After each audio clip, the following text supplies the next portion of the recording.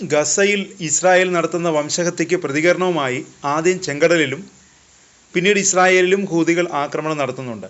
തുടർച്ചയായി ശക്തമായ ആക്രമണമാണ് ഇറാൻ്റെ പിന്തുണയുള്ള ഹൂതികൾ ഇസ്രായേലിനെ ലക്ഷ്യമിട്ട് നടത്തുന്നത്. കഴിഞ്ഞ ദിവസം മുതലാണ് ഇസ്രായേൽ ഇറാനെ ലക്ഷ്യമിട്ട് ആക്രമണം തുടങ്ങിയത്.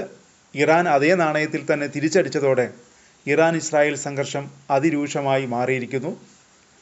ഇസ്രായേൽ ഇറാനെ ആക്രമിച്ചതിന് പിന്നാലെ രൂക്ഷമായി പ്രതികരിച്ച് ഹൂതികൾ രംഗത്ത് വന്നിരുന്നു. ഇപ്പോഴിതാ ഇറാനൊപ്പം ഹൂതികളും ഇസ്രായേലിനെ ലക്ഷ്യമിട്ട് ആക്രമണം നടത്തുകയാണ്. ഇറാൻ ടെൽ-അവീവിനെ ലക്ഷ്യമിട്ട് ആക്രമണം നടത്തിയതിന് പിന്നാലെ ഹൂതികളും മിസൈൽ ആക്രമണം നടത്തിയിരിക്കുന്നു.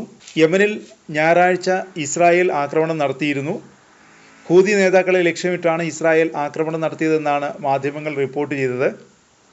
ആക്രമണ വിവരം സുരക്ഷാ ഉദ്യോഗസ്ഥരെ ഉദ്ധരിച്ച് ടൈംസ് ഓഫ് ഇസ്രായേലാണ് റിപ്പോർട്ട് ചെയ്തത്. എന്നാൽ IDF ഔദ്യോഗികമായി ആക്രമണത്തെക്കുറിച്ച് പ്രതികരിച്ചിട്ടില്ല.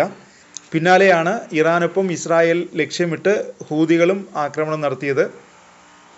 ഇറാനൊപ്പം ഇസ്രായേലിനെതിരെ ആക്രമണം നടത്തുമെന്ന് പ്രഖ്യാപിച്ച ശേഷം ആദ്യ ആക്രമണമാണ് ഇസ്രായേലിനെ ലക്ഷ്യമിട്ട് ഹൂതികൾ നടത്തുന്നത്. യമൻ വിമത ഗ്രൂപ്പ് ബാലിസ്റ്റിക് മിസൈൽ ഉപയോഗിച്ച് മധ്യ ഇസ്രായേലിലെ ജാഫയിൽ നിരവധി ആക്രമണങ്ങൾ നടത്തിയതായി ഹൂതി വക്താവ് യഹ്യ സാരി വ്യക്തമാക്കി. അടിച്ചമർത്തപ്പെട്ട പലസ്തീൻ ഇറാനിയൻ ജനതയുടെ വിജയത്തിനായി ആക്രമണം നടത്തിയതായി യഹ്യ സാരി പറഞ്ഞു. കുറ്റവാളികളായ ഇസ്രായേൽ ശത്രുവിനെതിരെ ഇറാൻ സൈന്യം നടത്തിയ ആക്രമണത്തിനൊപ്പം ആക്രമണം നടത്തിയതായി ഹൂതി വക്താവ് കൂട്ടിച്ചേർത്തു. ഹൂതി നേതാവിനെ ലക്ഷ്യമിട്ടാണ് ഇസ്രായേൽ യമനിൽ ആക്രമണം നടത്തിയതെന്നാണ് മാധ്യമങ്ങൾ റിപ്പോർട്ട് ചെയ്തത്.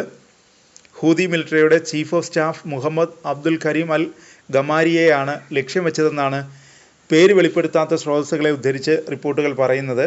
ഹൂതികളുടെ മീറ്റിംഗ് നടക്കുമ്പോഴാണ് ആക്രമണം ഉണ്ടായത്. ഹൂതികളുടെ supreme political council president Mahdi al മഷാത്തും യോഗത്തിൽ പങ്കെടുത്തതായി അൽ ഹദത്ത് റിപ്പോർട്ട് ചെയ്തു.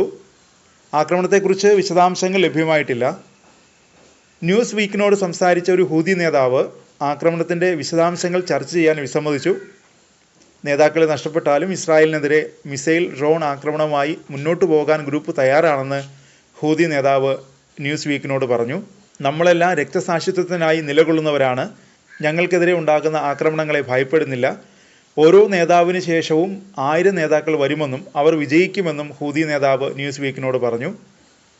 മിഡിൽ ഈസ്റ്റിൽ സംഘർഷം തീവ്രമാകുകയാണ്.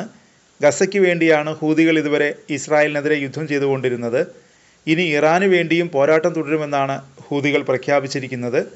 ഹൂതികൾ ഇസ്രായേലിനെതിരെ ഇറാന് വേണ്ടിയും ആക്രമണം തുടങ്ങിക്കഴിഞ്ഞു.